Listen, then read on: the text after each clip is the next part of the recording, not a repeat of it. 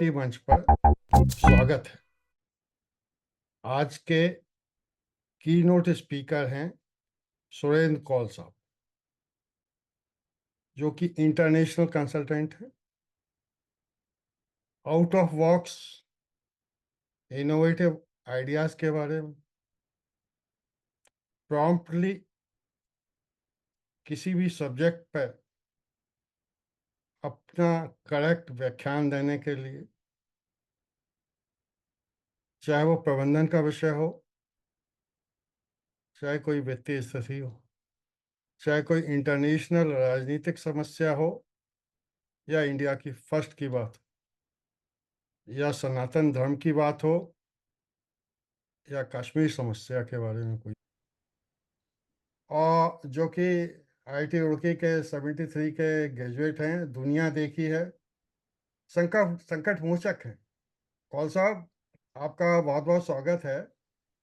मैं चाहूँगा कि आपका ना व्याख्यान है wealth management, which is the safe mode, how to maximise the return on investment, what are the risk and what are the suggestions.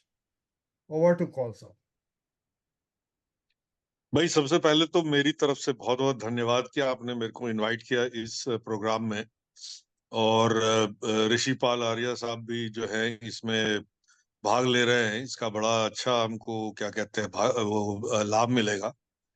तो मैं जो हूँ इस बारे में सबसे पहले तो ये कहना चाहूंगा कि वेल्थ मैनेजमेंट जो है ये जो है कोई रॉकेट साइंस नहीं है। ये जो है एक बहुत इम्पोर्टेंट एक लाइफ का एक हिस्सा है। और ये सबके क्या कहते हैं लाइफ में जो है इसका जो है बहुत महत्वपूर्ण स्थान है। देखिए, वैसे लोग बाग कहते हैं कि जी money is not everything, but the problem is that they forget to add that money may not be everything but it is nice to have. उसका कहने का तात्पर्य ये है कि मनी जो in itself is not the end, but money is necessary to make the base for a good living.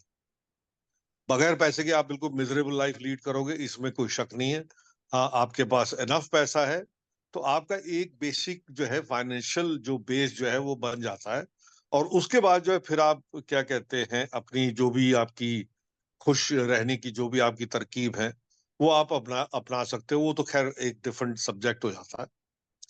तो मेरा जो कहने का तात्पर्य ये है कि जैसे ही आप एक अपनी वोकेशनल ट्रेनिंग लेके, चाहे वो आप इंजीनियरिंग करी हो या एमबीबीएस करी हो या ग्रेजुएशन किसी भी टाइप की करी हो या एलएलबी, जो भी कुछ आपने वो करी है, उसके बाद जब आप नौकरी करने लगते हो तो नौकरी में ही आपको ये एक लगन आ जानी चाहिए कि भैया मुझे जो है वेल्थ मैनेजमेंट अपने लिए करनी है। आप उस टाइम ये मत सोचे कि मुझे बच्चों के लिए कुछ छोड़ना है या मुझे फलाने के लिए छोड़ना है या मुझे ये चैरिटी करनी है वो चैरिटी, कुछ नहीं, वो सब भूल जाइए आप। क्योंकि बाय द टाइम आप एक वोकेशनल ट्रेनिंग खत्म करते हो तो आपकी उम्र जो है वो करीब होती है 22-23 साल, 24 साल, ऐसी कुछ होती है। उसके बाद जो है आप बिल्कुल फोकस करिए अपने करियर पे और फोकस करिए कि जो भी आप पैसा कमा रहे हैं उसमें से एक थोड़ा हिस्सा जो है, एक छोटा हिस्सा, उसको जो है जरूर बचाएं और उस पैसे को आप जो है इन्वेस्ट करें। अब हमारी जो समाज में या किसी भी मेरे ख्याल बाहर के देशों में भी ऐसा ही है कि पैसा जो सेव करने का जो होता है वो ये मकसद होता है कि भाई वो it will do us good on A rainy day, कि भाई कभी अगर कुछ प्रॉब्लम आ गई तो वो हमारा पैसा जो उस काम आ जाएगा। नहीं, ये पैसा आपने ऐसा जमा करना है जिसपे कि आप बिल्कुल हाथ नहीं लगाएंगे, वो सिर्फ इन्वेस्टमेंट पर्पस के लिए होगा। तो ये तो एक जो है एक सबसे पहला मंत्र है कि आपने जैसी आपकी सैलरी बढ़ती जाएगी, आपके बाद आपकी शादी भी हो जाएगी, फिर बच्चे होंगे, आपको माँ बाप को भी देख रेख करनी होगी क्योंकि वो भी बाय दैट टाइम उनका भी रिटायरमेंट हो जाएगा। ये सब जितने भी खर्चे आपके हो गए उसके बाद जो है आपको एक सर्टन अमाउंट जो है आप फिक्स कर लीजिए, एनीवे मिनिमम 10%, और उसके बाद जितना भी आपका मैक्सिमम हो सके उतना जो है आप उसको सेव करें। तो ये जो है, ये जब तक आप नहीं करोगे, मैं उनके लिए बात कर रहा हूं जो कि जिनकी कोई इनहेरिटेंस नहीं है। अगर आपकी इनहेरिटेंस है, अगर आप लकी है कि भाई आपके माँ बाप जो है आपके लिए 5-10 करोड़ कुछ छोड़ गए, तब तो बात है दूसरी। लेकिन अगर आप जो है अपने ही सेल्फ मेड पर्सन हो, तो आपको जो भी आप कमा रहे हो उसमें 10% से ऊपर ही आपको बचानी चाहिए salary. That is very very important. वो जो है आपका आधार बनेगा कि आपका लिविंग स्टैंडर्ड क्या होना चाहिए। It's not the other way around कि आप जो है, अगर आपकी लेट्स से 50,000 रुपए या 60,000 रुपए अगर आपकी तनख्वाह है महीने की, और आप रह रहे हैं 70,000 टाइप की तनख्वाह पे, तो वो तो कभी आपको उस टाइप की मेंटालिटी जो है वो आपको कभी भी वेल्दी नहीं होने देगी। तो ये तो सबसे पहले ये आप सीख लो। जब आप ऐसे अपना बेस बनाते जाओगे उसके बाद जो फिर आपको इन्वेस्टमेंट करना है, जो कि हमारा मेन टॉपिक है। वेल्थ मैनेजमेंट जो है वो, जैसे मैंने पहले कहा, कोई रॉकेट साइंस नहीं है। वेल्थ मैनेजमेंट जो है it is about three things. One is discipline, second is discipline, and third is discipline. अगर आप में डिसिप्लिन नहीं है, अगर आप अपने मन को कंट्रोल नहीं कर सकते, तो आप वेल्थ मैनेजमेंट नहीं कर सकते। Either you are too emotional, और यू आर टू वॉलेटाइल, और यू आर टू गैम्बलिंग। आपके अंदर जो है एक इंस्टिंक्ट है, इस टाइप की चीजें अगर आप में हैं, या आप बहुत वरिंग टाइप के हो, तब आप जो है ये वेल्थ मैनेजमेंट आप बिल्कुल उसको छोड़ सकते हैं। वो आपके बस की है नहीं, आप नहीं कर सकते। तो आप अपनी, जैसे आपको जिंदगी बितानी आप बिताओ। तो मैं तो उन लोगों के फोकस कर रहा हूं जो कि जिनके पास एक मेंटल कंट्रोल है, जो एक डिसिप्लिन लाइफ लीड कर सकते हैं, जो कि ये सोच सकते हैं हाँ भाई मैंने अपनी वेल्थ जो है, अगर आज मेरे पास जीरो है, मैंने हाँ लेकिन लकी इनफ कि भाई आज मैंने जो है अपनी क्या कहते हैं एमबीबीएस खत्म कर ली, अब मैं डॉक्टर बन गया। मेरी लेट्स से 60,000 रुपए तनख्वाह है इनिशियल डिस्ट्रिक्ट, उसमें से मैंने जो है 6,000 रुपए तो बचा नहीं है। उसके अलावा फिर मैंने अपना लिविंग स्टैंडर्ड 55,000 के हिसाब से करना है। और अगर आप ये नहीं कर सकते, आप कहेंगे नहीं अरे मैं तो यार डॉक्टर बन गया तो मैं ठीक है, अभी मेरी 60,000 है, मैं 70-80 हजार के हिसाब से जीता हूँ, और बाद में मेरी सैलरी तो बढ़ेगी आगे जाके। जब आगे बढ़ेगी मैं फिर अपनी प्रैक्टिस चालू करूंगा, फिर तो मैं लाखों करोड़ों कमाऊंगा। तो तब मैं एडजस्ट, तब हम सेविंग कर लेंगे। नहीं, वो होगा नहीं। और मैं आपको बताता हूँ क्यों। क्योंकि सेविंग जो है वो एक मेंटल स्टेट है, एक मेंटल मेकअप है लोगों का, कि अगर आप में वो चीज नहीं है कि भाई आपने जो है अपनी वेल्थ को बढ़ाना है, तो आप वो कभी भी फिर बाद में कभी नहीं सीखोगे। क्योंकि अगर आपकी जैसे 3 लाख रुपए अगर आपकी तनख्वाह हो जाती है एज ए डॉक्टर और इंजीनियर और वट एवर लॉयर जो कुछ भी है, तो आप 3.5 लाख के हिसाब से आप अपना लिविंग स्टैंडर्ड रखोगे। आपके 3.5 लाख हो जाती है, आप 4 लाख के हिसाब से आप लिविंग स्टैंडर्ड रखोगे, and you will always be intact. तो आपकी वेल्थ मैनेजमेंट तो कहीं की नहीं रही। तो ये मेंटालिटी जो है, इसीलिए मैंने कहा कि जो भी लोग मेरे इस व्याख्यान को सुन रहे हैं, अगर वो बहुत ज्यादा इमोशनल है, बहुत ज्यादा वरीसम है, बहुत ज्यादा वॉलेटाइल है, गैम्बलिंग की उनकी इंस्टिंक्ट है, वो मेरा प्रोग्राम देखना राइट नाउ बंद कर दें। क्योंकि उनको इस प्रोग्राम से कुछ नहीं मिलने वाला, और वो शायद उसको, मेरे बात को वो समझेंगे भी नहीं, तो कोई फायदा नहीं। अब आपने, जब आपने ये डिसाइड कर लिया हाँ भाई मैं डिसिप्लिन लाइफ, मैं 10% डेफिनेटली सेव करूंगा, प्रेफरेबली 15% और इवन 20%। इनफैक्ट मैं तो यहां तक कहूंगा कि 20% से ज्यादा मत सेव कर। क्योंकि आपने एक जवानी में एक अच्छी लाइफ भी व्यतीत करनी है, तो एक बैलेंस आपको रखना है कि आप बिल्कुल भी मतलब सिर्फ दाल रोटी आप खा के बैठे हो रोज, तो वो भी कोई जिंदगी नहीं। बीच बीच में हफ्ते में एक आध बारी थोड़ी विस्की का भी एक दो आप चख लो, वाइन शाइन पी लो, कुछ इस टाइप का। तो मेरा मतलब जरूरी नहीं कि विस्की और वाइन ही, मेरा मतलब ये है कि आप थोड़ा सा अपनी लाइफ को भी अच्छी तरह से व्यतीत करो, एक गर्लफ्रेंड रखो या जो भी कुछ आपका हिसाब किताब है, जो भी आपकी मौज मस्ती के लिए छुट्टियों पे जाओ, दोस्तों के साथ खेलो बैठो, तो वो चीज भी बहुत जरूरी है। सो इसलिए 20% से ज्यादा मत जाओ, 10% से कम मत जाओ। तो ये तो आपका बेसिक जो है एक रूल आ गया। अब क्या होता है कि हमारी जो मेंटालिटी जो है, जो इंडिया में ज्यादा प्रेवलेंट है, हम लोग चाहते हैं क्विक फिक्स। क्विक फिक्स का मतलब ये है कि जो भी मेरे से पूछता है कि भाई क्या क्या इन्वेस्ट करें, क्या करें, तो मैं उनको थोड़ा सा बताने लगता हूँ, भाई देखो ऐसे ऐसे प्लान करो, ये करो तो वो अभी प्लान मैं नाम ही लेता हूँ, उनकी जो है मस्तिष्क जो है वो स्विच ऑफ हो जाता है। और उसका रीजन रीजन ये है कि हमको पकी पकाई रोटी चाहिए। दैट मीन्स कि जो भी प्रोग्राम हमारा इस टाइम जो सुन रहे हैं वो उनको ये चाहिए कि भैया मेरे को बता दे यार, मैं इसमें फलानी कंपनी में एबीसी में लगाऊं या XYZ में लगाऊं या वहां लगाऊं, कि वो 10 दिन के बाद जो है मेरी जो रिटर्न जो है वो डबल हो जाए, शेयर मार्केट जो है डबल हो जाए उस कंपनी का, वो मेरे को आप बता दो। ये सॉल्यूशन जो है हमारे सारे, क्या कहना चाहिए, most of the Indians, that is what we are looking. Indians क्या यार, even even foreigners, most of them they are looking for these kind of solutions.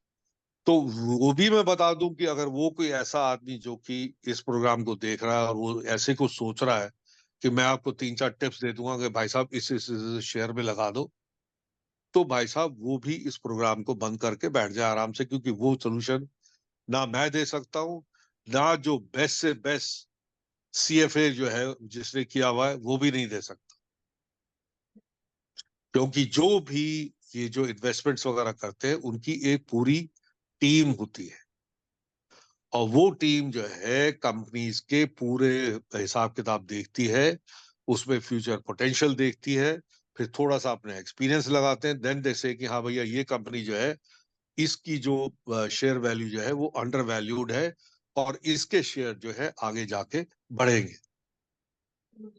तो इसमें जो है पैसा लगा दो।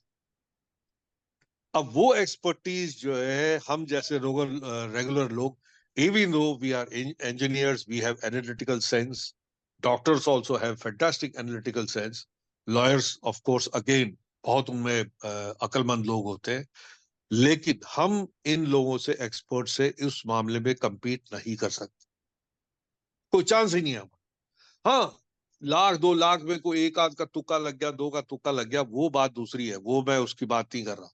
और उसमें आपका तुक्का लग जाए तो बहुत ही अच्छी बात है। तो तुक्के वाली बात नहीं हो रही, ये हो रही है क्वालिफाइड जो है, एक एस्टिमेट आपने किया है, उसके हिसाब से आपने क्या कहते हैं इन्वेस्टमेंट कर दिया, आपका 2 महीने बाद, 3 महीने बाद, साल के बाद जो है उसकी वैल्यू जो है 20% बढ़ गई, 30% बढ़ गई। That's a more realistic scenario. हाँ, आप में इतनी कैपेबिलिटी बढ़ गई कि आप जो है उसके क्या कहते हैं, इनका जो है अकाउंट शीट जो है, जो कंपनी की है, उसको आप स्टडी करके देख सकते हैं कि हाँ भाई ये कंपनी जो है किस ढर्रे पे चल रही है, इसका जो है प्रोग्रेस क्या होगी, तब आप शेयर मार्केट में आप लगाओ, तो लो भाई, मैं तो मानता हूँ। तो अगर उतनी अगर आप में अकल आ गई तो फिर तो आप इंजीनियर फिर सब छोड़ दोगे भाई, फिर तो आप एक अपनी कंपनी स्टार्ट कर दो, और लोग बाग आपके पास फ्लॉक करके आएंगे कि साहब सर हमारा भी ये लो जी 10 लाख, ये प्लीज ये इन्वेस्ट कर दो, ये लो जी 20 लाख मैं लगा रहा हूँ, इन्वेस्ट कर दो, तो आप तो आपकी तो कंपनी खड़ी हो जाएगी। तो वो जो है एक रियलिस्टिक सिनेरियो नहीं है, and I have known some CFOs who have shown me कि कैसे वो स्टडी किया जाता है, and it is very very complicated, very complicated. तो मुझे थोड़ा सा आइडिया है, इसीलिए मैं आपको बता रहा हूँ कि वो चीज जो है तुक्के के अलावा, वो चीज जो है हम लोगों के जो रेगुलर लोग हैं उनके बस का नहीं है। तो आपके पास क्या ऑप्शन रह जाता है? आपके पास ऑप्शन ये रहता है सर कि आपको जो है अपने वेल्थ की जो भी आपने कलेक्ट करी है थ्रू आउट दीज ईयर्स, उस उस वेल्थ को आपने जो है प्रॉपरली इन्वेस्ट करना है, और जो इन्वेस्टमेंट जो होंगे आपके, वो आपके क्या कहते हैं, डाइवर्सिफाइड होंगे। डाइवर्सिफाइड मतलब ये कि आप कुछ जो है क्या कहते हैं, अगर आप म्यूचुअल फंड्स को अगर आप लेते हो फॉर एग्जांपल, म्यूचुअल फंड्स में भी बहुत टाइप के, there are hundreds of different mutual funds. कुछ होते हैं प्योरली इक्विटी बेस्ड, कुछ होते हैं बीच के जिसमें डेट भी होता है, इक्विटी भी होती है, कुछ में जो है तो डेट का ही सबसे ज्यादा पोर्शन होता है। तो उसमें जो है टोटली जो 100% इक्विटी बेस्ड होता है उसमें रिस्क बहुत ज्यादा होता है, because the equity market can go up and down very quickly. जो बीच वाले होते हैं उनका जो है उस पर असर जरा कम होता है, और जो लास्ट जो डेट वाले होते हैं उन पे कोई असर नहीं होता। इक्विटी मार्केट कहीं भी जाए, ऊपर जाए नीचे जाए, डेट का मोर लेस जो है वही परसेंटेज आपको जो है रिटर्न्स मिलेगा। अच्छा, म्यूचुअल फंड्स में ये भी एडवांटेज है कि आपको जो है, जो आपका डिपेंड करता है कि आप जो है रिटर्न्स उसमें कैसे लेते हैं, ग्रोथ में लेते हैं या आप रिडेम्पशन में लेते हैं या आप उसका डिविडेंड लेते हैं। वो अगर आप लेंगे तो उसमें टैक्स का भी आपको एडवांटेज मिलता है। खैर वो एक अलग सब्जेक्ट है, उसके बारे में बाद में बात करेंगे। तो आप जो है म्यूचुअल फंड में ऐसे एक कर सकते हैं, उसको आप डाइवर्सिफाई करो कि भाई सारे के सारे इक्विटी बेस्ड में ना लगाओ, ना सारे के सारे डेट में लगाओ। बिकॉज अगर इक्विटी में अगर आपका इस टाइप जैसे मार्केट जो है खूब जबरदस्त बढ़ रहा है आगे, सेंसेक्स जो है 80 समथिंग, मेरे का 83 84 या कुछ 1000 चल रहा है इस time. So it has been a tremendous growth in that, और लोगों ने बहुत पैसा बनाया इस बात पे, म्यूचुअल फंड्स में बहुत पैसा बनाया। तो ये चीज जो है, इस सब चीजों को ध्यान में रखते हुए आप जो है अपना डाइवर्सिफाइड इन्वेस्टमेंट करेंगे। अब आप कहेंगे जी डाइवर्सिफिकेशन कैसे होना चाहिए? डाइवर्सिफिकेशन होना चाहिए बेस्ड ऑन आपकी रिस्क लेने की एपिटाइट कितनी है। अब सिन्हा साहब जो है वो कहें कि नहीं भैया मैंने तो कोई रिस्क नहीं लेता, तो भैया आप तो या तो फिर वो मिडिल वाले जो सेक्शन है उस पे आ जाओ, या फिर बिल्कुल डेट वाले सेक्शन में आ जाओ। तो उसमें जो है आपका रिस्क जो है बहुत कम होता है। अब ऋषि साहब जो है वो कहेंगे नहीं यार मैं तो रिस्क लेता हूं, जब मार्केट इतना अच्छा बढ़ रहा है, हमारा सेंसेक्स जो है वो बिल्कुल एक एक बार दूसरा रिकॉर्ड तोड़े पड़ा है पिछले for the last I think almost year and half now. तो मैं क्यों ना इसमें खेलूं। तो आप जो है अपना क्या कहते हैं उसमें क्या कहते हैं इक्विटी बेस्ड म्यूचुअल फंड्स में आप लगा दो। तो ये चीज जो है आप पे डिपेंड करता है कि आपकी रिस्क एपिटाइट जो है वो कितनी है। अच्छा, रिस्क एपिटाइट के साथ साथ ये भी कि आपकी मेंटालिटी कैसी है। अगर आप रोज अपना चेक कर रहे हो कि यार अब मेरा पोर्टफोलियो जो है 5 करोड़ का मैंने लगाया था, ये साला अभी तो ये तो 4.9 पे आ गया, और दूसरी बार ये आपने देखा साला 4.8 पे आ गया। तो अगर ऐसी आपकी मेंटालिटी की रोज आप चेक करोगे तो आप you will be a nervous wreck, because आप जो है कभी भी इस चीज को रिकंसाइल नहीं कर पाओगे कि भैया इक्विटी मार्केट जो है वो बढ़ता है तो घटता भी है, ठीक है ना। तो वो जो है आपको उसमें उसमें जो है आपकी आप पेशेंस होनी चाहिए। उसमें आपको टेकिंग पावर जिसे कहते हैं कि आप जो है थोड़े झटके ले सकते हो, वो पावर होनी चाहिए। तो ये चीज जो है, इस चीज में आपको अपने हिसाब से देखना पड़ेगा कि आप पहले अपने आप को एक अंतःकरण को जो है आपको थोड़ा सा उसका मंथन करना पड़ेगा कि भाई आप किस टाइप का किस टाइप के बनने हैं, आप किस टाइप के रिस्क ले सकते हैं, आप किस टाइप का। अब अगर आपने बिल्कुल रिस्क नहीं ले रहे तो एफडी में डाल दो भाई, 7 साढ़े 7% आपको वहां पे मिल जाए। और हैं कई लोग हैं जो कि बिल्कुल उनको रात को बिल्कुल चैन की नींद चाहिए, उन्हें नहीं चाहिए कि साला सवेरे फिर देखेंगे हम पोर्टफोलियो मेरा कितना बढ़ गया घट गया, और उसमें अगर 10 5 रुपए अगर घट भी गए तो आप जो है बिल्कुल बेकार, एक्सक्यूज मी, उसमें जो है बिल्कुल आप क्या कहते हैं क्रश हो गए, इमोशनल रैक हो गया। तो ऐसे तो कोई फायदा नहीं है ना, बिकॉज आपको मैं सिर्फ वही एडवाइस नहीं दूंगा जिसमें कि आपको जो है पैसे वेल्थ मैनेजमेंट, आपको ये भी देखना है कि वो बंदा वेल्थ मैनेजमेंट चक्कर में पता चला वो तो बिल्कुल एक नर्वस रैक ही हो गया। तो फायदा क्या है फिर, आपने अगर आपकी वेल्थ जो है बहुत बड़ी भी होगी लेकिन आप मेंटली आप यू आर टोटली डिसेबल्ड, उसका तो कोई फायदा नहीं है ना फिर। तो मेरा कहने का तात्पर्य ये है कि आपको जो है अपने आप को, अंतःकरण को आपने मंथन करके ये देखना है सर कि मेरी जो है रिस्क कैपेबिलिटी कितनी है। अगर आपकी थोड़ी सी है, देखो बिना चिंता के तो हो नहीं सकता कोई भी आदमी, कोई कितना भी किसका भी कितना ही सॉलिड आदमी हो, लेकिन थोड़ी बहुत चिंता तो और होनी भी चाहिए, क्योंकि चिंता नहीं होगी तो आप केयरफुल नहीं होगे इन्वेस्टमेंट्स में, फिर आप अंधाधुंध लगाओगे इधर से उधर पैसा, तो वो भी गलत है। तो थोड़ी सी चिंता तो आपको होनी चाहिए, बट इतनी हो कि आप अपना आराम से सो सको रात को, थोड़ा सा हफ्ता भर के बाद या 10 दिन के बाद आपने देख लिया हमें पोर्टफोलियो कहाँ चल रहा, हाँ ठीक है यार, 1-2 लाख अगर घुस भी गया out of let's say 2 crore और 3 करोड़, तो कोई फर्क नहीं पड़ता, क्योंकि वो गया नहीं है। आपको ये चीज ध्यान रखिए, वो गया नहीं है, मार्केट सिर्फ डाउन आई है, कल जो है फिर से बढ़ेगी। पता चला आपको 3-4 दिन के बाद आपने देखा 3 लाख रुपए प्लस हो गई, उसके बाद देखा 2 लाख रुपए और प्लस हो गई। और ये हुआ है पिछले, मेरे ख्याल और एन एवरेज पिछले 2 साल से करीब मार्केट जो है 20 से 25% जो है वो और एन एवरेज बढ़ी है। तो लोगों के पास जिनके पास ये इक्विटी वाला जो पोर्शन था, उसमें जो है people have made lot of money. 50-60% जो है उनका इंक्रीज हुआ है in the last 2 years, 2-3 years, what ever it was. तो ये चीज जो है बहुत जरूरी है कि आपका रिस्क लेने का एपिटाइट आपकी क्या है, उसी हिसाब से आप अपना म्यूचुअल फंड्स में जो है उसको आप डाइवर्सिफाई करो। उसके बाद क्या होता है कि थोड़ी सी अगर आप में गैम्बलिंग करने की अगर थोड़ी सी इंस्टिंक्ट है, वो हम सब में है, वो सब 100% human kind has that tendency कि भैया हाँ, थोड़ा सा जरा थोड़ा थोड़ा थोड़ा मिर्च, नमक मिर्च भी होनी चाहिए जिंदगी में।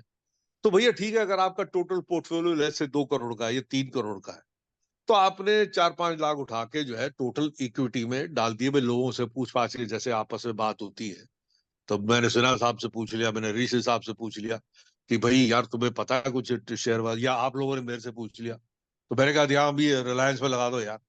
तो ठीक है, रिलायंस में, टाटा में कहीं अपना 2-4 5 लाख जो है लगा दिए, just to play the game. लेकिन वो आपने इसलिए लगाए हैं क्योंकि आप जो है फील करना चाहते हैं कि you are in the game. आप जो एक आइसोलेटेड नहीं बैठे हो मार्केट में, आपके हाथ में भी कुछ है कि आपने ऐसा ऐसा किया है जिससे कि आप you are in the game, you are in the equity game. वो बहुत जरूरी है, वो थोड़ा सा आपको सतर्क रखता है। जैसे कहता है कि what it means basically in English the saying is that it keeps you on your toes. तो वो जो है वो कर सकते हैं अगर आप पे वो एक टेंडेंसी हो। तो ये मेरा कहने का तात्पर्य था कि इसमें जो है आप जैसे म्यूचुअल फंड्स में अगर आप लगाते हो, उसमें जो है फिर आप अगर आप रिटायर्ड हो चुके हो, तो उसमें आप रिटर्न जो है वो हर महीने या हर क्वार्टरली या जैसे भी आपकी इच्छा हो, वो आप अपने जो भी आपका जो रिलेशनशिप मैनेजर है बैंक में, या आपने कोई इन्वेस्टमेंट कंपनी में अपना पैसा दिया है, उसका जो आरएम है उससे आप बात करो, वो आपको महीने का आपको दे देगा। उसमें जो मेरी एडवाइस ये रहेगी कि आपका जो भी पोर्टफोलियो है उसमें 2-3%, 4% जो है वो आप ग्रोथ में रखें, और बाकी जो भी है 7-8%, 10%, अभी तो आजकल तो और भी ज्यादा है, वो जो है आपको मंथली इनकम जो है आपको एक सप्लीमेंट मिल जाता है। अगर आप गवर्नमेंट एम्प्लॉई हो तो आपको ऑलरेडी पेंशन वगैरह एक हैंडसम पेंशन मिल रही है, उसमें जो है आपको बढ़ोतरी आ सकती है, जिसमें कि आप अपना थोड़ा बहुत मस्ती मार सकते हो, क्योंकि आप रिटायर हो चुके हो। अब उसको पैसे को आप देखिए, ऐसा है पैसा जो है ना भाई साहब, ना आज तक कोई सर पे बांध के ले गया है और ना ले जाएगा। Money in itself is not the end, money is the means to an end. तो आपने अगर बाहर घूमने जाना है, आप बाहर घूमने जाओ, आपका मन कर रहा है कि भैया मैंने जो है क्या कहते हैं एक क्या कहते हैं थाईलैंड में जाके मसाज करानी है, आप मसाज कराओ।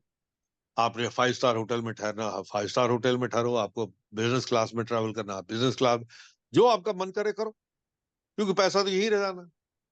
या फिर आपने अपने बच्चों के लिए छोड़ना है, चलो वो भी एक अच्छी वर्दी कॉज है, but that should not be the focus after all. अब आपके हम लोग भी जो है सनसेट ईयर्स में ही है, हम सब के सब 70 से ऊपर है, 70 72 73 ऐसे ही है। तो हम लोग भी भैया अब कितना ज्यादा 2 4 साल और रह लेंगे, 10 साल ले लेंगे, रह लेंगे। तो उसमें जो है मेरे हिसाब से तो यही होना चाहिए कि भैया ठीक है, आराम की जिंदगी बिताओ, और क्या कहते हैं जो भी पैसा है उसको थोड़ा बहुत अपना, ठीक है थोड़ा बहुत रह जाएगा बच्चों के लिए भी, वो भी उनको लिए भी वो है, लेकिन वो मेरा जो है कि मेरा मानना ऐसा है कि वो कोई फेक फोकस नहीं है। फोकस ये है कि आपकी जिंदगी जो है बिल्कुल आराम की कटनी चाहिए। तो ये मेरा जो है, ये बहुत बड़ा इसका व्याख्यान है, इसमें बहुत सारी डिटेल्स मैंने नहीं डाली हैं। ये जो है मोटे रूप से ये जो है स्ट्रेटजी, ये मैंने वर्कआउट करी है after lot of research and talking to lot of people, talking to lot of investment bankers, conference वगैरह वगैरह में गया हूँ, मैंने क्वेश्चंस वगैरह करे, तो ये मोटे मोटे रूप से ये मेरा जो है कंक्लूजन इसमें निकला है। तो अब आप क्वेश्चन आंसर प्लीज आप पूछ सकते हैं। Now I switch over to mister Shivpal, जिन्होंने योगा में योगा को इंटीग्रेट किया है एक्चुअली इन्वेस्टमेंट से।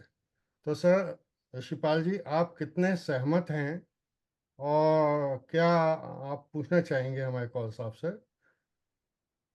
Now question our is over, open. Coach साहब ने बड़ी मेहनत करके ये लेक्चर बनाया है और डिलीवर भी किया है, और ये अपने मकसद में सक्सेसफुल है। इसमें से जो जो चीज मैं भी कहता हूँ, जब भी आपने मेरी सी बात सुनी होगी, एक तो जो भी हम इन्वेस्ट करते हैं ये हमारी अपनी जरूरत के हिसाब से, कोच साहब ने भी वही बताया। दूसरा ये है कि हम जो भी करें उसका हमारे पास एक माइंड सेट होना चाहिए, और उसके लिए हमारे पास अप्रोप्रिएट स्किल होनी चाहिए। और स्किल ऐसी चीज है कि वो किसी उम्र की वो नहीं है। मैं यहाँ से हो सकता है डिफर कर रहा हूँ, हम सब बुद्धिजीवी रहे हैं, चाहे कोई किसी फील्ड में रहा हो, तो वी कैन अंडर, जैसे आपने कहा उन्होंने सारी बात सही बताई है, हम लोग उसमें एक अपना रास्ता निकालते हैं। लेकिन एक चीज मैं हो सकता है उनसे डिफर कर रहा हूँ, या हो सकता है उनके साथ ही हो, कि अगर हम क्राउड के साथ रहेंगे, अगर हम क्राउड के साथ रहेंगे तो हमारी स्पीड क्राउड के बराबर होगी। अगर हम अलग चलेंगे तभी हम उनसे कम भी हो सकते हैं और ज्यादा हो सकते हैं। ज्यादा होने के लिए अगर हमारे अंदर कोई एम्बिशन बची है, अगर हम ज्यादा होना चाहते हैं, तो हमको अपना रास्ता बनाना पड़ेगा। बाकी बहुत बढ़िया उनका है, बड़ा बड़ा एनलाइटनिंग है, उसमें कोई ऐसी बात नहीं। शायद बिल्कुल एक ही चीज में बताया, उन्होंने कहा कि पहले आप अपने आप को संभलिए, अपने आप से पूछो आपको चाहिए क्या, आपकी रिस्क एपिटाइट क्या है, जो कहे तो रिस्क एपिटाइट क्या है। और आपको रात को नींद आनी चाहिए, जो मैं भी कहता हूँ रात को नींद आनी चाहिए। आपको इक्विटी में भी लगा के नींद आ सकती है और वैसे भी आ सकती है। एक चीज उन्होंने बहुत बढ़िया मुद्दा उठाया कि भाई उसमें जो है कि आपने तुक्का लगता है, और सही है, ये उनकी बात से मैं सहमत हूँ, तुक्का लगता है। लेकिन पिछले अब मैं जो आपने कंडक्ट कराया था उसमें उसका मुद्दा था कि importance of investing system for consistent outcome. अगर हमने कोई अपने सिस्टम बनाया है तो हमें पता होगा हमारे सिस्टम क्या है। अगर हम उसके हिसाब से चलेंगे तो हमारी चांसेस है कि ईयर ऑन ईयर हम जो है सक्सेसफुल होंगे। ये मेरा तो यही कमेंट है, उन्होंने बड़ी मेहनत करी और मेरे ख्याल से सब लोगों को फॉलो करना चाहिए। थैंक यू आप शिवपाल जी। बताइए। जो मेरे पास बचा है, मेरे पास आपके हिसाब से बिल्कुल सही है। मेरे पास आपकी तरह एक घर है, और मेरे पास एफडी है और नॉट ओनली एफडी, मेरे पास उसमें से कुछ पैसा गवर्नमेंट के बॉन्ड्स में है, कुछ पैसा उसमें लगा हुआ है, क्या बोलते हैं जिसको आप, कि पीएसयू बैंक में है। कुछ पैसा उसमें जो है प्रधानमंत्री वय वंदन योजना में है, जिसमें आप मंथली ले सकते हैं, क्वार्टरली ले सकते हैं। ये बिल्कुल सही बात है। जो वेल्थ मैनेजमेंट का जो पर्पज था जो उन्होंने उठाया, बहुत सही पर्पज है। वेल्थ मैनेजमेंट का मतलब यही है कि आपके वेल्थ जो है डाइवर्सिफाइड हो, और आपको जो कुछ पैसा अभी चाहिए वो आपका लिक्विड कैश होना चाहिए। लिक्विड कैश मीन्स बैंक के एफडी या बॉन्ड है, या इसी तरह के जितने भी हैं उनको लिक्विड एसेट बोलते हैं। Yes yes. तो इसलिए मैं तो अब जिस पड़ाव में आ चुका, मकान सबके पास होना चाहिए, ये मैं मानता हूँ। चूंकि मकान तो सबसे पहली जरूरत है, रोटी कपड़ा और मकान। और कुछ इतना पैसा होना चाहिए कि जो कि आपको सब्सिस्टेंस के लिए जरूरत पड़ जाए, आपको भोजन के लिए मिल जाए, आपको हेल्थ केयर के लिए मिल जाए। हेल्थ केयर बहुत महंगी हो गई है। तो जो पाल साहब भी कह रहे हैं, कौल साहब भी कह रहे हैं, सॉरी आप भी कह रहे हैं, ये बिल्कुल सही है, मैं इससे बिल्कुल सहमत हूँ। और मैं इसके हिसाब से करता भी हूँ, और ये हमारे सब साथियों को करनी भी चाहिए। बिल्कुल सही है साहब। अब आप बताइए आगे। ओवर टू कौल साहब। देखिए ऐसा है, पहले मैं थोड़ा सा ये इस पे देखिए, मैंने जो है ना फोकस इस टाइम जो है वेल्थ मैनेजमेंट पे किया था, तो नेचुरली मेरा फोकस था, जैसे कि ऋषिपाल जी ने भी बताया, कि जो कि लिक्विड एसेट्स हैं, जिनको कि आप लिक्विड कर सकते हो immediately, with in 1 or 2 days you can get the money, the cash. अब आपने जो नया मुद्दा जो छोड़ा है, जो छेड़ा है, वो है रियल एस्टेट का, और जो गवर्नमेंट वाले जो इन्वेस्टमेंट्स होती है। देखिए गवर्नमेंट इन्वेस्टमेंट जो है वो सेफ होती, लेकिन उनके रिटर्न्स जो हैं उतने ज्यादा हाई नहीं होते। तो अगेन रियल एस्टेट या जो बॉन्ड्स हो गए, या जो भी कुछ सेफ एफडीज वगैरह जो हो गई, रियल एस्टेट में जब आप जाते हो तो आपका जो आउटले जो है वो बहुत बढ़ जाता है। क्योंकि आजकल जो भी, मैं सिर्फ दिल्ली एनसीआर की बात कर रहा हूँ, यहाँ पे आप 1 करोड़ से नीचे तो आप बातें नहीं कर सकते रियल एस्टेट में, अगर आपने जाना है। अब रियल एस्टेट भी 2 टाइप की होती है, एक तो कमर्शियल हो गई, होती तो वैसे कई टाइप की है, लेकिन मेन 2 टाइप की होती है। एक कमर्शियल होती है और एक आपकी रेजिडेंशियल होती है। रेजिडेंशियल में ये है भाई साहब कि आपकी जो रिटर्न जो है, आरओआई, रिटर्न ऑन इन्वेस्टमेंट जो है, वो 2%, 2-2.5% मैक्सिमम होती है, जो किराए के तरीके से आती है। कहाँ आपको म्यूचुअल फंड्स में जो है, आजकल के हिसाब से अगर आप एवरेज भी लो तो भी करीब 12 से 15% आपको मिल रहा है। कहाँ 2-2.5% और कहाँ 12%। तो एक ये जो, अब इसमें ये आ जाता है कि ट्रेडिशनली जो इंडियन माइंडसेट है, वो जो है बहुत फोकस रहता है कि हाँ भाई कोई जमीन होनी चाहिए, हाँ भाई कोई मकान होना चाहिए, हाँ भाई ये दुकान होनी चाहिए, ये कुछ ना कुछ होना चाहिए इस टाइप का। आपका अगर पोर्टफोलियो इतना बड़ा है, जैसे 5 करोड़ का है, या 10 करोड़ का, 20 करोड़ का, तो आप रियल एस्टेट भी खरीदो, क्यों नहीं, व्हाई नॉट? बिकॉज देन, जैसे कि हम लोग पहले भी बात कर चुके हैं, और ऋषि साहब एग्री कर रहे थे, कि वी हैव टू डाइवर्सिफाई। तो आप डाइवर्सिफाई, अब आपका पोर्टफोलियो 50 लाख का है, तो आप रियल एस्टेट क्या खरीदोगे उसमें? फिर तो आपको यही म्यूचुअल फंड्स वगैरह या इक्विटी या इसी चीजों में जो लिक्विफाइड जो एसेट्स होते हैं, उसी में लगाना पड़ेगा, या एफडी में लगा के आराम से सो जाओ। 7-7.5% आपको हर महीने जो है बैंक जो है पकड़ा देगा, आप आराम से उसमें से खाओ। अब वो आपको पूरा पड़ता नहीं पड़ता, वो तो आपकी उस पर डिपेंड करता है, भाई आपके पास है ही अब जब इतना पैसा, तो आप उसको क्या कर सकते हैं।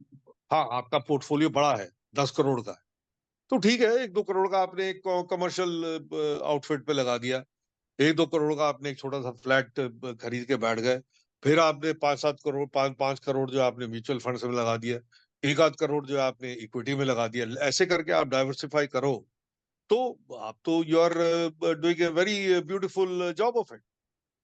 तो मैं आपको स्पेसिफिकली एक जो है ना कॉन्सेप्ट जो है उनको थोड़ा सा क्लैरिफाई करने के लिए नंबर्स दे रहा, या दर्शकों को नंबर दे रहा। साहब ऋषि जी, आपका आज की सभा में आने के लिए बहुत बहुत साधुवाद, धन्यवाद। हमारे कौल साहब कश्मीरी ब्राह्मण, और सभी विषयों पर वो बहुत गहराई से अध्ययन करते हैं। उन्होंने कई किताबें भी लिखी हैं, और ऐसा कोई दिन नहीं जाता जब विभिन्न विषयों पर वे अपनी बेबाक राय न रखते हों। इसी प्रकार से हमारे दूसरे मित्र हैं, वो भी हमारे सहपाठी हैं, कौल साहब, ऋषि जी और मैं, तीनों 1973 बैच के आईआईटी रुड़की के स्नातक हैं। तो कौल साहब तो बिल्कुल रॉकेट, इंस्टेंट, किसी भी समस्या का निदान आप चाहें आपको हल मिलेगा। और हमारे ऋषि साहब जो हैं बहुत ही शांत स्वभाव के हैं। वो सही शब्दों में एक चिंतक, विचारक, सन्यासी या योग के टीचर हैं। ऋषि जी ने वेल्थ मैनेजमेंट में योग का कैसे उपयोग किया जाए इस पर बहुत रिसर्च की। तो ऋषि जी और कौल साहब, आपका बहुत बहुत स्वागत है। Thank you very much. नमस्कार।